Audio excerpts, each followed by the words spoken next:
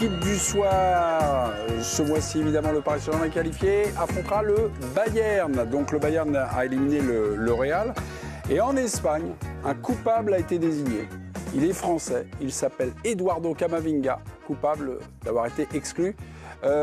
Extrait d'une émission où la nuance et la ligne éditoriale, c'est le Chiringuito, j'ai du mal à le prononcer.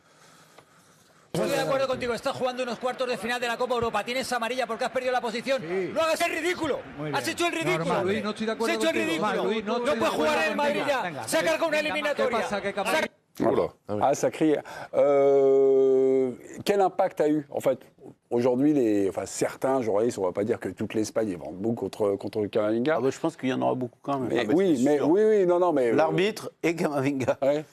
Ah, ce ne sera pas eux, de toute façon. Donc. Camavinga, oui, ça ne peut pas être le Real qui perd. Non, voilà, donc ça ne peut pas être la direction du club, parce que c'est jamais la direction du club. Pas la direction, voilà. Enfin, il y en a qui peuvent prendre. Il n'y a pas que Camavinga. Mbappé, il peut prendre, parce qu'on ne sait jamais.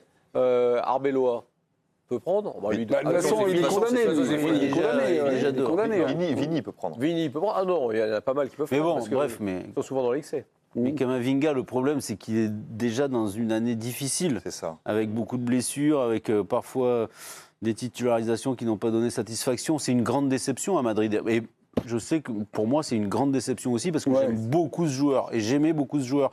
Et il avait été, rappelez-vous, dans l'une des conquêtes du Real Madrid en Ligue des Champions, il avait été... Arrière gauche. Non, mais il avait été excellent, notamment en entrant en jeu. Il entrait à l'heure de jeu et il était incroyable cette saison-là. Et donc, depuis, on s'attendait quand même à une montée en puissance avec le départ de Modric et de Kroos. Et malheureusement pour lui et malheureusement pour ceux qui aiment ce joueur, c'est très décevant. On le dit même menacé pour faire la Coupe du Monde, parce que évidemment le jeu de tous les observateurs, c'est de faire des petites listes. Oui, mais il n'est pas rentré en jeu lors des derniers rassemblements. Ça a été l'un des rares qui n'est pas rentré en jeu lors du dernier rassemblement de l'équipe de France contre la Colombie. Il n'a pas joué contre la Colombie, quand même. Non, je crois qu'il ne joue pas. Il le titularise pas. Il est rentré, mais il ne le titularise pas. Ah oui, c'est pas rien. Mais si tu fais le compte aussi des mecs qui partent par rapport au poste et tout, il est tangent. Et puis à force de dire que Didier Deschamps, ce qui est vrai, veut 3 joueurs par poste, donc avec des joueurs polyvalents, et que donc Camavinga a une opportunité plus importante que les autres parce qu'il peut couvrir le poste d'arrière gauche, oui, d'accord, mais s'il n'avance plus, ils vont peut-être se poser des questions. Et puis ce soir, c'est terminé, puisque Ferland Mendy a marqué des points, vous nous l'avez confirmé en début des Après, attention.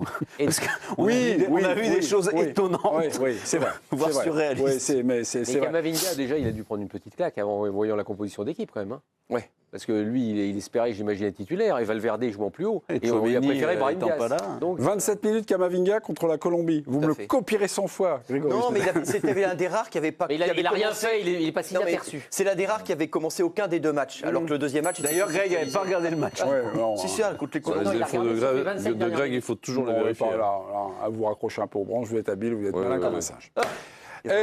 Tanguy Le Sévillé, qu'est-ce qui se dit en Espagne? Est-ce que le hashtag Camavinga, carton rouge, enfin voilà, est-ce que... Effectivement, ils en parlent chez nos confrères de Marca. La sévérité excessive quand même de M. Vincic n'exonère quand même pas Eduardo Camavinga de ses responsabilités. Il a joué avec le feu, il s'est brûlé. Et pire encore, c'est un récidiviste, parce qu'on le rappelle, il avait déjà pris un rouge face à Arsenal la saison dernière lors du quart de finale aller. Il n'a donc pas disputé le retour. Ah oui, tout ressort, toutes les stats et tout ça. Un jour, il a été exclu, regardez, voilà, c'est un jour à problème.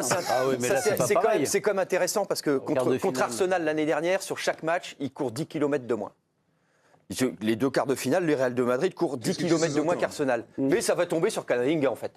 Je trouve qu'il est pratique, quoi. Donc on va continuer à lui mettre Superbe passe décisive, Greg. Superbe passe décisive, Greg, puisque, en tout cas, le Real va faire sa 2e saison blanche, même s'il y avait une super coupe en début d'année dernière. Mais voilà, est-ce que c'est l'échec ou le fiasco du plan Mbappé, le fait d'avoir transféré Mbappé et acheté Mbappé? Est-ce que ça vous gonfle, non, mais attendez. Mbappé, même le match qu'il fait ce soir... C'est le plan Mbappé. Oui, mais le plan, c'est pas le plan Mbappé, c'est le plan Pérez. Il aurait pu prendre Mbappé, il aurait pu prendre aussi des joueurs qui auraient voulu à Xavier Alonso. Mais oui, mais qui ne veut pas Mbappé? 90%, 95% des gens veulent Mbappé. Quoi? Vous ne voulez plus PSG? Il le voulait quand même. Si, le PSG, il le voulait. Il voulait le garder. Il voulait le prolonger, c'est lui qui a décidé de ne pas rester. Ils l'ont pas payé. Ils avaient tellement les boules qui le quittent. Ils voulaient qu'il reste. Le problème, c'est l'équipe que vous construisez autour d'Mbappé, évidemment. Xabi Alonso, quand vous le prenez, vous avez un top entraîneur. C'est pas Hervé Loa, c'est un super entraîneur. Mais vous ne lui laissez pas les clés. Pourquoi ? Parce qu'à un moment, les joueurs ont tellement de pouvoir au Real que l'entraîneur a plus de pouvoir. Et comme l'entraîneur n'a pas non plus le pouvoir d'avoir quelques joueurs qui l'ont. C'est un échec ou c'est pas un échec, Hervé ? C'est un fiasco, ce plan Mbappé au Real ? Ouais. Non, Non, mais après, vas-y. Non, mais juste le fiasco, on le sait tous, c'est aussi le fait de ne pas avoir anticipé que 2 joueurs qui avaient 35 et 36 et 37 ans allaient partir et que tu n'as jamais fait en sorte de trouver 1 ou 2 joueurs de leur calibre pour les remplacer et que ça a déséquilibré tout ton jeu. Donc Mbappé ou pas, de toute façon, on voit bien qu'il y a un truc qui ne va pas et que le Real bricole souvent. Alors il bricole bien, souvent, mais tu vois bien que Kroos et Modric n'ont pas été remplacés. Et surtout que ce n'est pas un joueur de 25 ans qui est recruté et qui part au dernier moment. C'est des joueurs dont tu savais qu'ils allaient arrêter. Mais s'ils ne prennent pas une tôle contre le Bayern, entre l'aller et le retour, c'est parce qu'il est là aussi. Ah, maintenant, donc, le plan Mbappé, c'est pour plus prendre des tôles. Moi, je pensais quand même que racheter Mbappé, c'était pour conquérir. Bah si, je vous écoute. Mais non, mais l'idée, c'est, est-ce que le plan Mbappé, ça veut dire que c'est l'échec du Real ? Non, c'est pas le fait d'avoir pris Mbappé, c'est le fait de ne pas avoir fait une équipe autour qui ressemblait à une équipe. Il y a quand même beaucoup de critiques autour de son comportement. Au Real ? Oui. Alors moi, je trouve que le comportement, il a été plutôt très très bon à l'aller et au retour sur cette double confrontation. C'est ce qui masque un peu les problèmes qui sont récurrents dans la presse. Il y a 2 mois, tu te souviens ce qu'on disait quand même. En décembre. Non, en décembre à peu près, où tout le monde disait en gros c'est l'équipe d'Mbappé. S'il n'est pas là, ce serait une équipe qui exploserait. Rappelle-toi, c'était la même presse. Qui un mois plus tard ou 2 mois plus tard commence à l'assassiner parce qu'il rate 3 matchs. À un moment aussi, il faut trouver un peu de mesure. Non, mais il y a peut-être un peu de mesure. Mais après, il y a des faits quand même. Il y a un constat qui est fait sur les dernières semaines où il n'était pas là, le Real gagnait. Et depuis qu'il est là, il y a eu quand même, là je crois que 5 ou 6 défaites d'affilée. Ou 5-6 matchs sans victoire. Oui, plutôt. Voilà.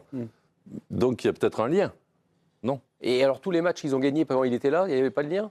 C'est-à-dire qu'on oublie, tous les matchs qu'il a fait gagner, mais d'un seul coup, on se rend compte sur les matchs qu'il n'a pas fait gagner. On lui reproche son comportement. Pas le fait qu'il marque des buts, parce qu'il marque des buts, il les mettra tout le temps. Mais le comportement de ne pas aider les coéquipiers, de ne pas défendre, tout ça, ça a été reproché. Et je pense qu'ils font ce reproche-là sur ces gros matchs où peut-être on a besoin plus de lui, quoi. Oui, mais les matchs dont tu parlais, où le Real, par exemple, a perdu, ou alors le Gérone, etc.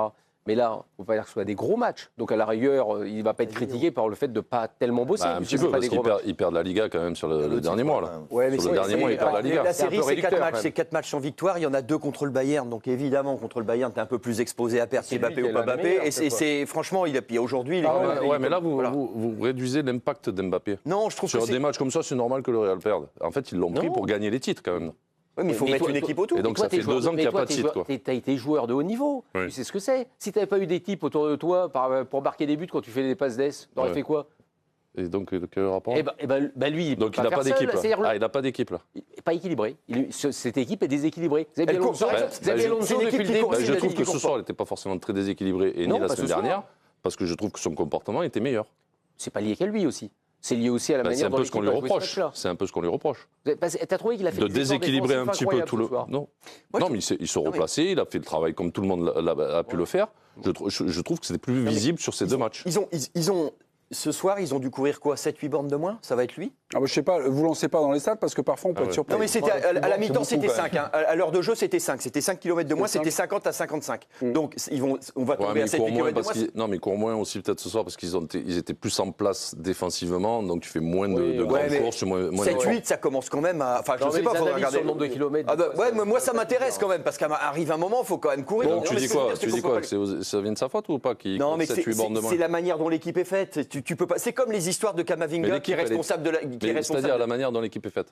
Xabi Alonso, quand il est arrivé, il y a quelques joueurs qui le voulaient, en intégrant évidemment Mbappé qui était la tête de pont du projet. Il n'a eu personne, ou quasiment personne. C'est-à-dire que je ne dis pas de donner toutes les clés à un entraîneur, non, mais un minimum, surtout quand on voit un entraîneur de ce calibre.